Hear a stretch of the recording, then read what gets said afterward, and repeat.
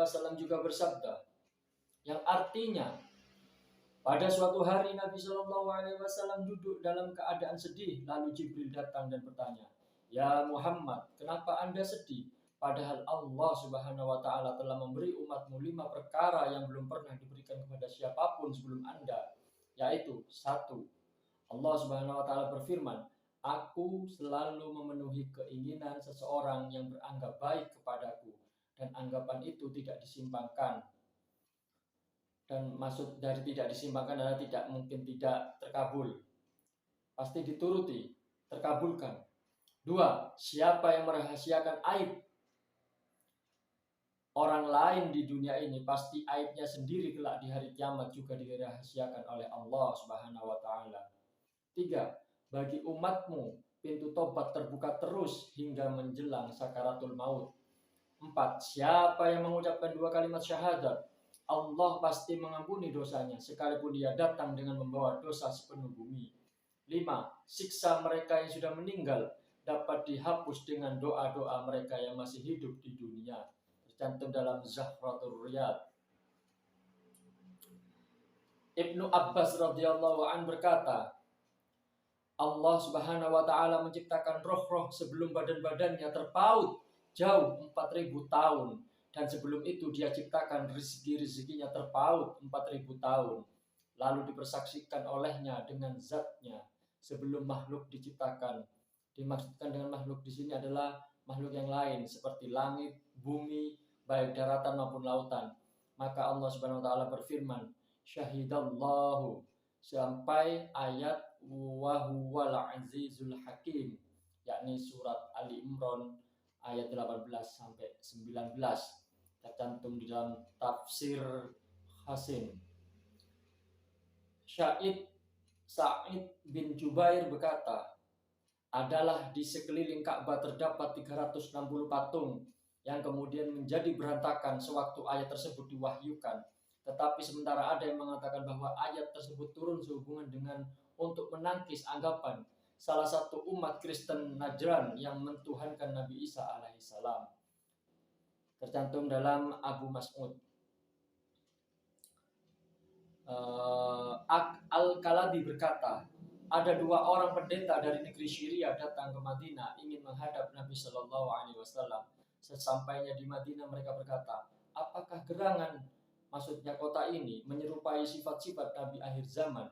Maka sewaktu mereka menghadap beliau Shallallahu Alaihi Wasallam, tahulah mereka sifat-sifat beliau dan katanya, benarkah Anda yang bernama Muhammad? Jawab beliau Shallallahu Alaihi Wasallam, benar. Dan benarkah Anda bernama Ahmad? Jawab beliau Shallallahu Alaihi Wasallam, benar. Aku Muhammad atau Ahmad. Lalu mereka berkata, sungguh kami hendak bertanya kepada Anda tentang sesuatu. Kalau nanti Anda dapat menjelaskan kepada kami, maka kami pun beriman dan membenarkan Anda. Sabda beliau Shallallahu Alaihi Wasallam, silahkan Anda berdua bertanya. Kata mereka, jelaskanlah tentang syahadah terbesar di dalam kitab Allah. Maka turunlah ayat 18 surat Ali Imran ini, dan akhirnya mereka berdua beriman dan masuk Islam. Abu Su'ud.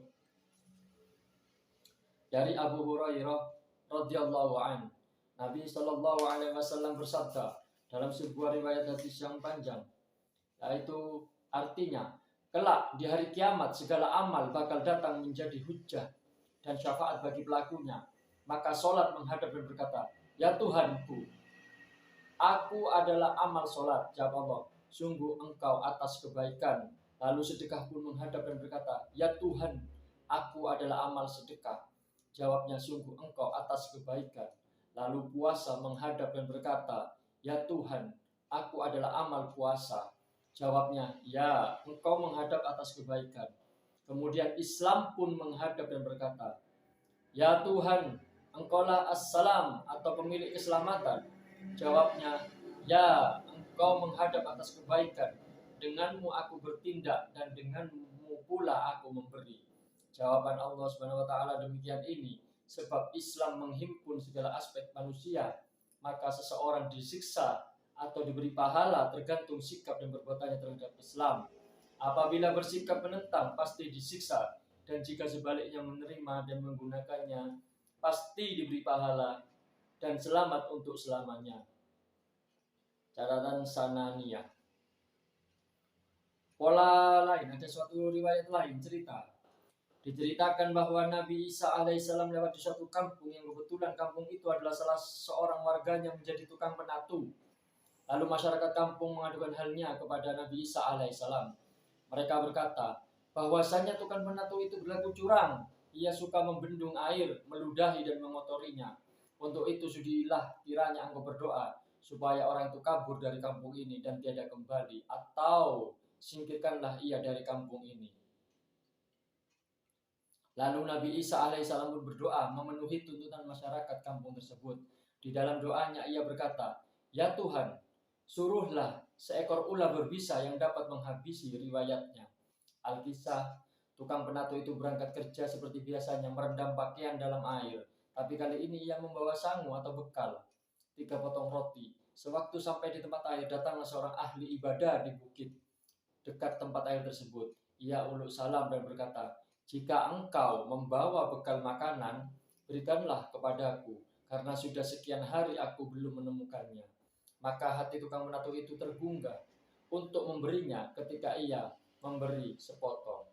Ahli ibadah itu berdoa, semoga Allah Subhanahu wa Ta'ala mengampuni dosamu dan mensucikan hatimu. Untuk potongan roti kedua, ia berdoa, semoga Allah mengampuni segala dosamu yang terdahulu dan yang kemudian. Dan untuk potongan roti ketiga, ahli ibadah itu berdoa, hai tukang penatu, semoga Allah membangunkan sebuah gedung untukmu di surga. Maka pulanglah ia ke kampungnya. Dan masyarakat terkejut melihat ia dapat pulang. Lalu ia diadukan kepada Nabi Isa alaihissalam. Setelah menghadap, bertanyalah Nabi Isa alaihissalam, hai tukang penatu, amal kebaikan apakah yang kau lakukan pada hari ini?